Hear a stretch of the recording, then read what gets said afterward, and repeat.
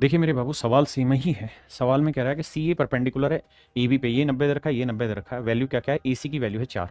यानी मेरे प्यारे बच्चों ये जो लेंथ है ये पूरी कंप्लीट लेंथ है 4। बी ए की लेंथ है जी 3, ये लेंथ है मेरे बच्चे 3। तो ये 3 ये 4, तो ये लेंथ कितनी आएगी मेरे भाई 5। बहुत बढ़िया।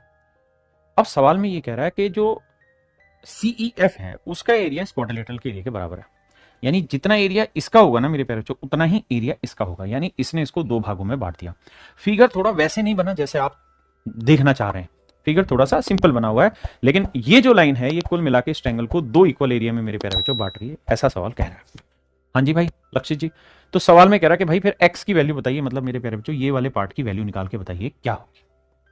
अब देखो मेरे बच्चे, हम कर क्या सकते हैं। हमें ये पता है कि अगर किसी ट्रायंगल की साइड है 3 4 5 है, राइट एंगल है, तो उसका एरिया होगा half into base into height, 3 गुना 4। भाई 3 गुना 4 12 हुआ, 12 का आधा 6। इसका मतलब मेरे प्यारे बच्चों इस राइट एंगल ट्रायंगल का एरिया आ गया 6। यानी इस पूरी ट्रायंगल के एरिया मेरे बच्चे 6। आपने कहा जी ठीक है।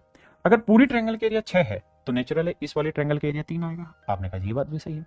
तो मेरे प्यारे बच्चों, अगर मैं सी एफ की लेंथ को ए मान लूं, सी एफ की लेंथ को ए मान लूं, तो मुझे बताओ कि इस ट्रायंगल का एरिया क्या होगा। इस साइड को मैं बी मान लेता हूं। तो आप कहेंगे देखिए सर, इस ट्रायंगल का एरिया हो जाएगा half into base into height. तो बेस है ए और हाइट हो गई बी, और ये एरिया मेरे प्यारे बच्चों किसके बराबर है, 3 के। तो बी की जो वैल्यू आएगी वो आएगी 6 अपॉन ए। भाई 3 दूनी 6, ए बटे चला गया।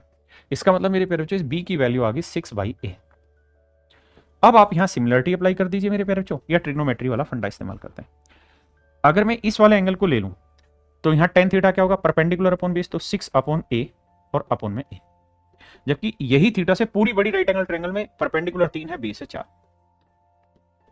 अब सोल्व करते हैं, 3 एकम 3, 3 लोनी 6, तो 4 दूनी 8। तो ए, भाई ए इंटू ए स्क्र हो जाएगा। तो ए स्क्र की वैल्यू 8 है मेरे प्यारे बच्चों। तो ए की वैल्यू आएगी 2√2, 4 दूनी 8 होता है। अब मेरे प्यारे बच्चों ये बताना, मुझे पूरी लेंथ कितनी थी, तो सर ये लेंथ 5 थी। ए की लेंथ कितनी है, 2√2। तो 5 में से ये लेंथ घटा देंगे तो एक्स आ जाएगा।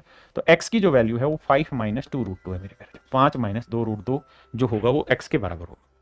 यानी मेरे प्यारे बच्चों option A is your absolute right answer. Option A मेरे प्यारे बच्चों आपका करेक्ट आंसर होगा।